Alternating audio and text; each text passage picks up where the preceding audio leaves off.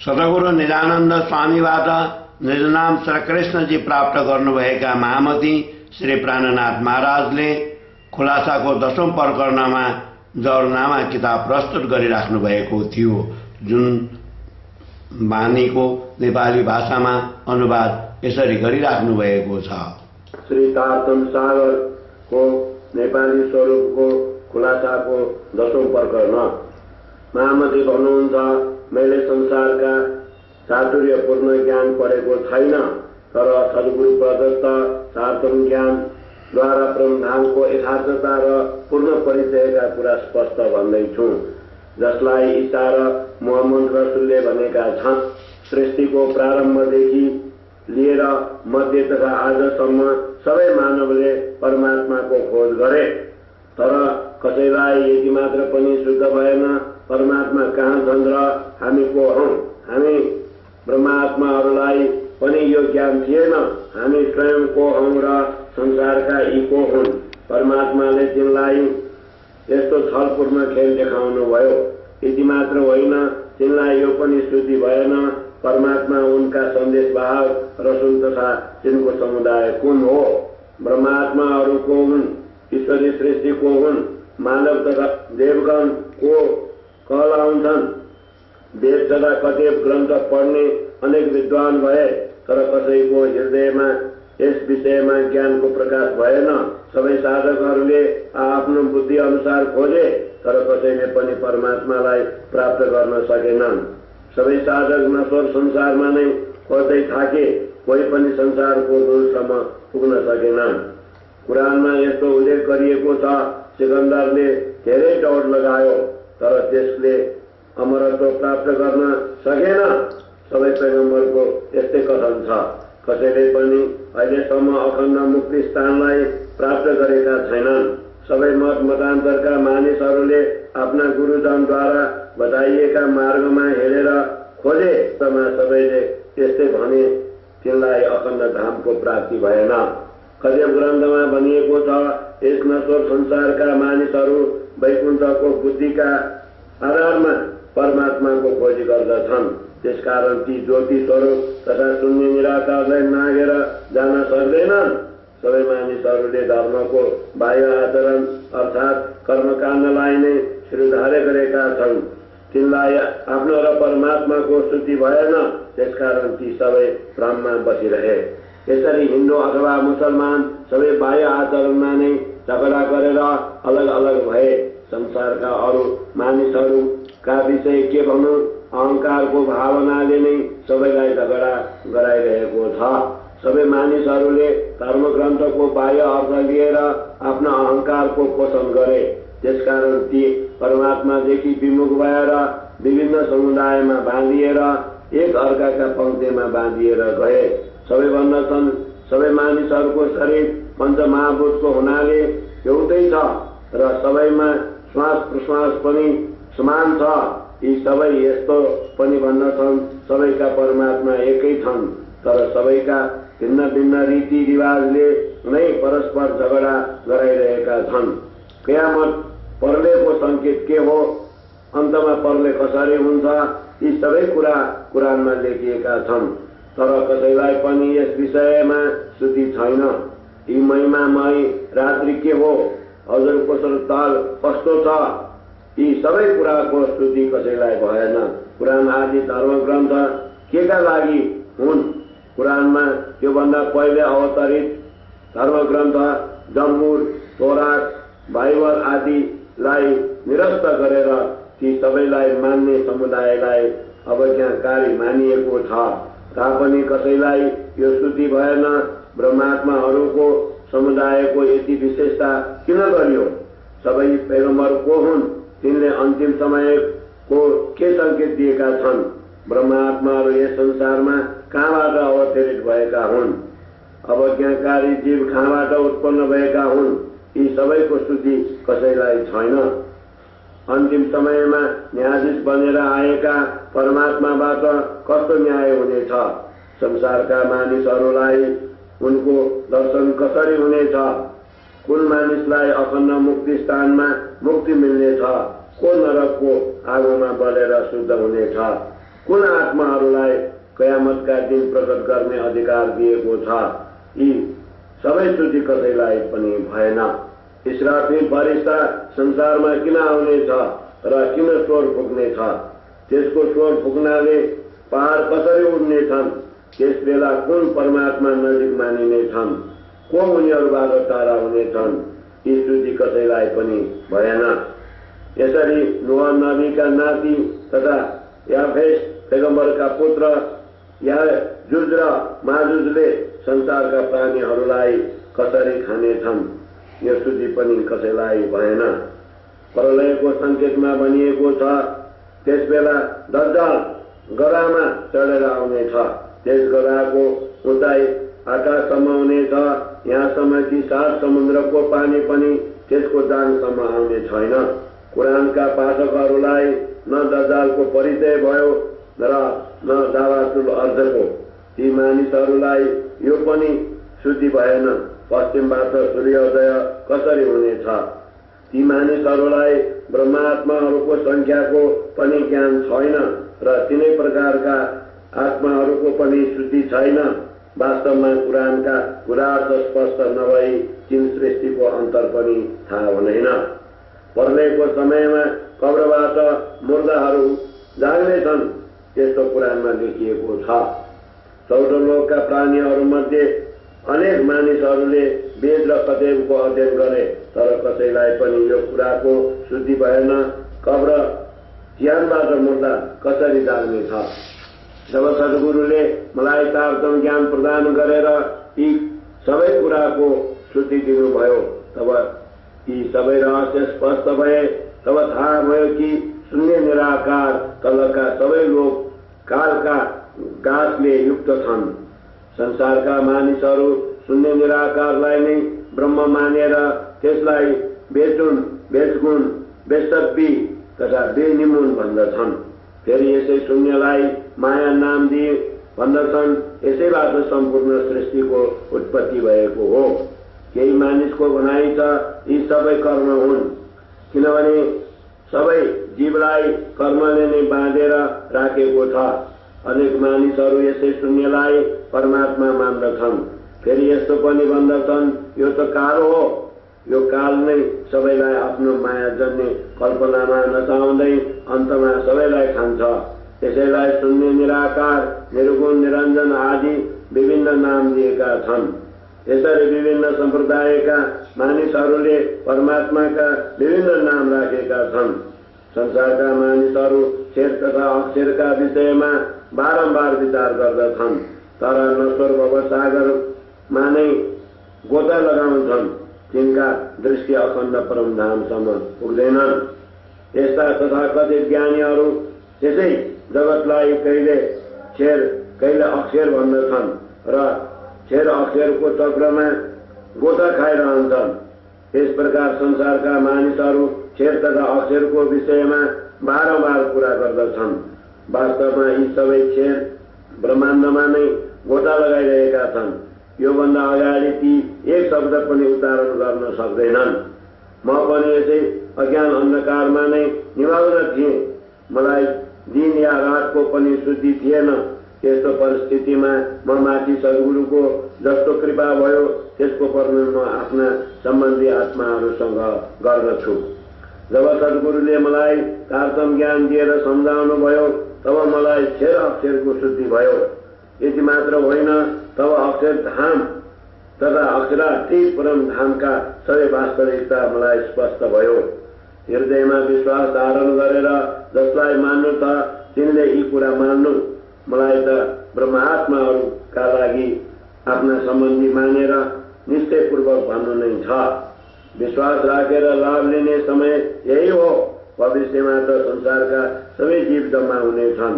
जब प्रायश्चितका सबै द्वार बन्द हुनेछन्, तब विश्वास गरेर पनि के लाभ हुन्छ? जसलाई विश्वास गर्नु छ तिनले विश्वास गरून्। मैले त यो आफूमा बितेको कुरा गरेँ। भविष्यमा सबै आत्माहरू तारतम ज्ञानद्वारा यसमाथि विश्वास गर्नेछन्। मलाई ब्रह्मस्वरूप सद्गुरुले यही भन्नुभएको हो। श्री श्यामाजी परमधामबाट सद्गुरु रूपमा यहाँ आएर मसँग मिल्नुभयो। उहाँले यसरी भन्नुभयो, तिमी ब्रह्मात्माहरू अखण्ड परम धामबाट यहाँ आएका छौ। तिमीहरूलाई बोलाउनका लागि परमात्माले मलाई यहाँ पठाउनु भएको हो। तिमीहरू यहाँ माया जन्ने खेल हेर्नका लागि आएका हौ। यस खेलको रचना तिमीहरूकै लागि गरिएको हो। यसलाई हेरेर अब परम धाम फर्क। तिमीहरूलाई बोलाउनका लागि नै म यहाँ आउनु पर्यो। वास्तवमा तिमीहरू आफ्नो घर परम धाम नै बसेर यो स्वप्नमय खेल हेरिरहेका छौ। हामी तिमीहरूलाई यो खेल देखाउनका लागि आएका हौं। अब चाँडै नै यसलाई हेरेर आफ्नो घर हिँड। यसरी सद्गुरुले तारतम ज्ञान दिएर जगतको नश्वरता स्पष्ट गरिदिनुभयो र अक्षरधाम, सदर टुल मुटहा तथा परम धाम अर्थ अजीम को अखण्डताको परिचय गराउनुभयो। विभिन्न धर्म ग्रन्थहरूको साक्षी दिएर परको द्वार खोलिदिनु भयो। तब मलाई थाहा भयो, यस महिमामयी रात्रिको तेस्रो खण्डमा हामी जागरण लीला गरिरहेका छौं। योभन्दा पहिले यस महिमामयी रात्रिमा 2 पटक हामी अवतरित भएका थियौं, तर यी दुवै लीलामा हाम्रा कामना पूर्ण भएनन्। यसरी सद्गुरुले सबै धर्म ग्रन्थका रहस्यमाथि परेका पर्दा हटाएर तिनको साक्षी दिनुभयो र भन्नुभयो, महिमामयी रात्रिको तेस्रो खण्डको यो मायामय खेल वास्तवमा दुःखको घर हो। सद्गुरुले अरू पनि भन्नुभयो, वास्तवमा ब्रह्मात्माहरू परम धाममा बसेर नै यो खेल हेरिरहेका छन्। यस कल्पनामय संसारमा न कोही आएका छन् र न तिनलाई फर्केर जानु पर्दछ। तिमीहरू सम्झिरहेका छौ परम धाम टाढा छैन। वास्तवमा परम धाम चित्तवृत्तिद्वारा अति नै नजिक छ।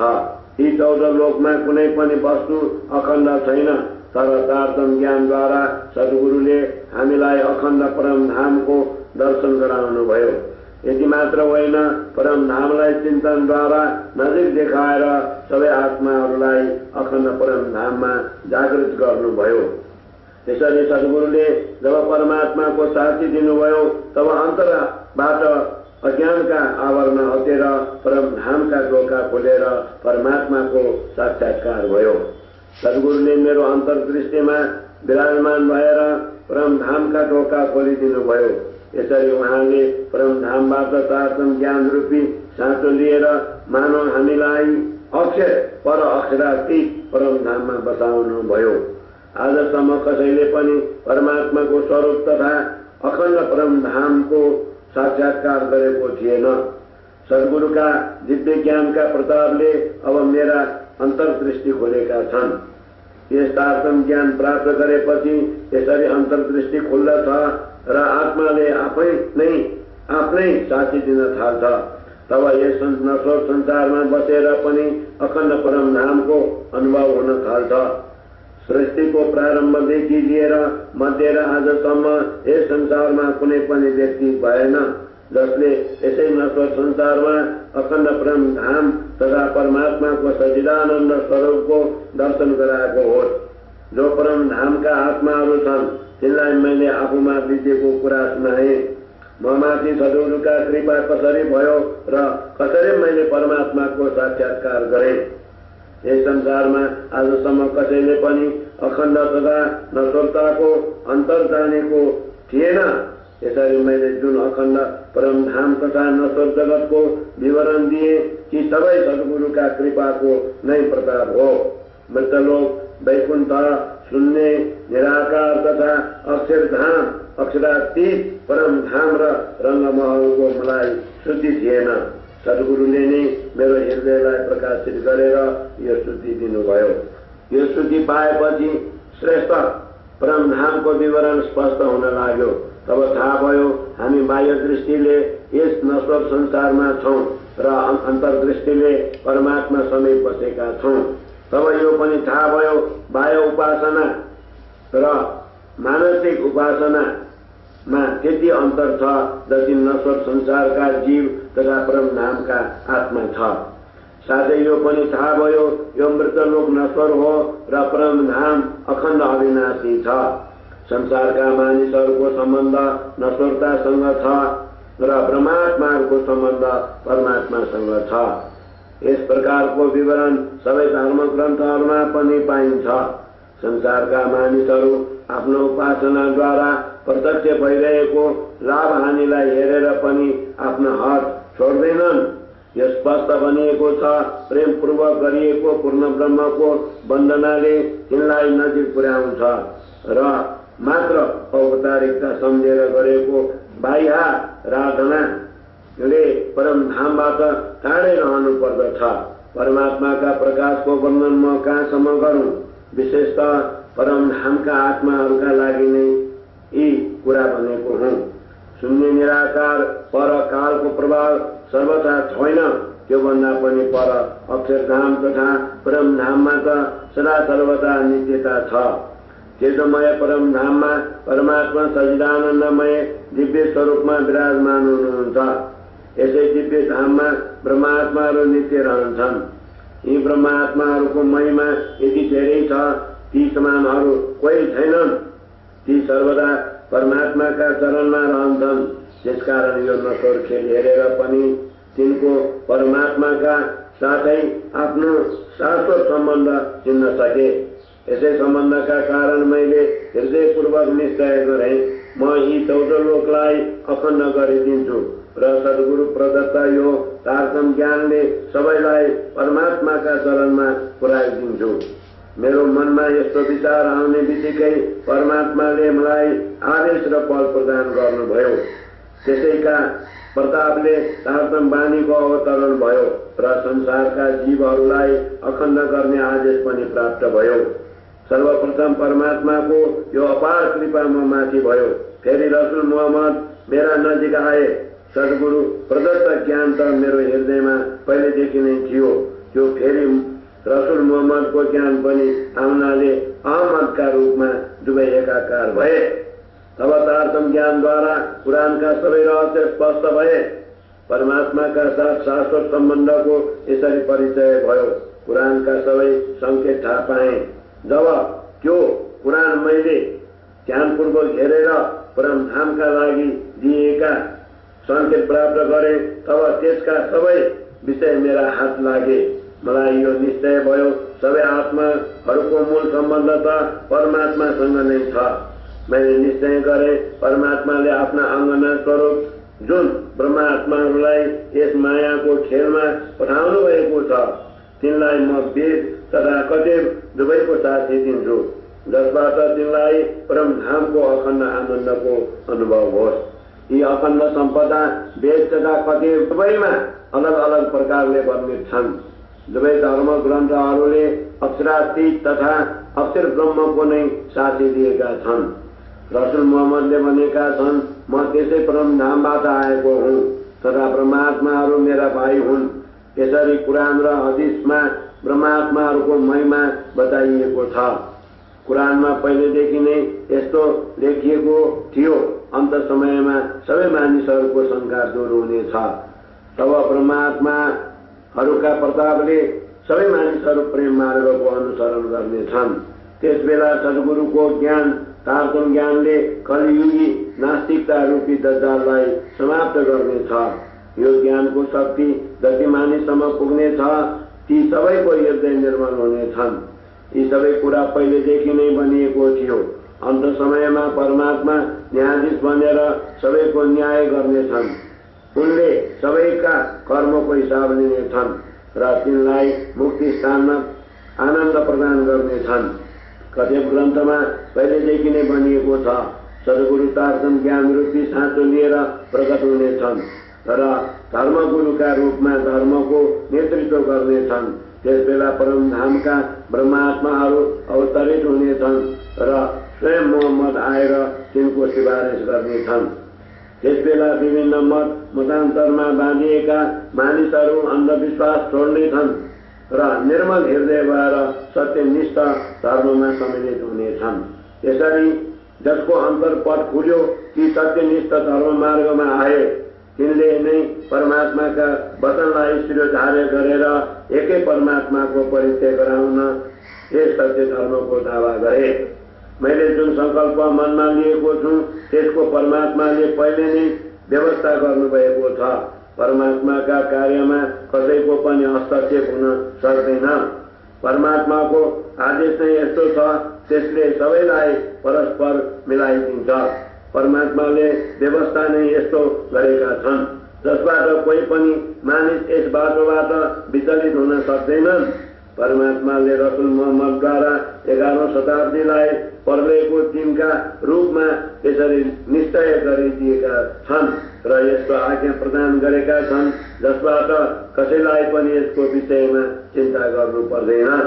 महामती भन्नुहुन्छ, हे परमात्मा हो, परमात्मा सर्वश्रेष्ठ महिमाशाली हुनुहुन्छ।